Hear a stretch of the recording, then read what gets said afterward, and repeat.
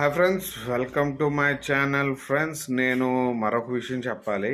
ఇది కొత్తగా అనిపించవచ్చు కానీ ఇది జ్యోతిష్ ప్రకారం జరుగుతుంది అనే విషయం పబ్లిక్ అర్థం అవ్వడానికి చెప్తాను. ఫ్రెండ్స్, మళ్ళీ రౌడీజాలు, గ్యాంగ్ వార్స్, గ్యాంగ్స్ ఇవన్నీ మళ్ళీ స్టార్ట్ అవుతున్నాయి.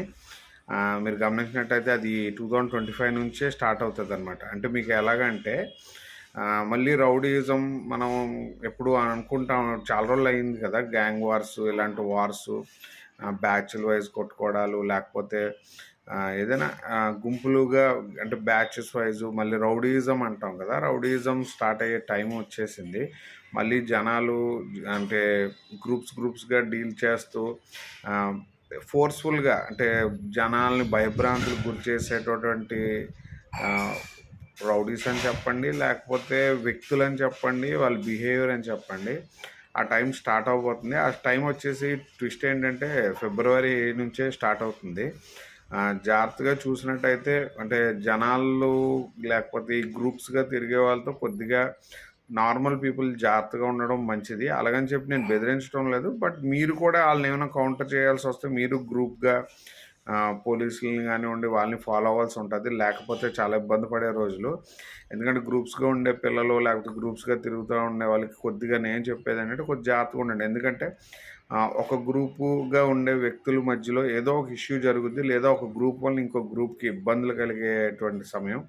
అంటే మీకు ఎలా చెప్పాలంటే మళ్ళీ సినిమాల్లో విలన్స్ ఎక్కువ అయ్యే రోజులు అనమాట ఇవి. విలన్స్ చాలా ఎక్కువ అవుతారు, చాలా ఎక్కువ అంటే చాలా ఎక్కువ. అంటే ప్రతి ఓడు కూడా ఒక గ్యాంగ్స్టర్ లాగా బిహేవ్ చేసే రోజులు అనమాట ఇవి. ఇది ఫిబ్రవరి నుంచే స్టార్ట్ అవుతుంది కాబట్టి మీరు కూడా మీ కమ్యూనిటీతో కానివ్వండి, మీరు వ్యక్తిగతంగా అంటే మీకు సపోర్ట్ కూడా ఉండాల్సింది కాబట్టి మీ కమ్యూనిటీస్తో మీ వ్యక్తిగతంగా మీరందరూ కూడా జాయింటెడ్గా ఉండడానికే చూడండి. ఎందుకంటే ఎవరినైనా కౌంటర్ చేయాల్సి వస్తే మనం కూడా గ్రూప్గా ఉండడం చాలా అవసరం.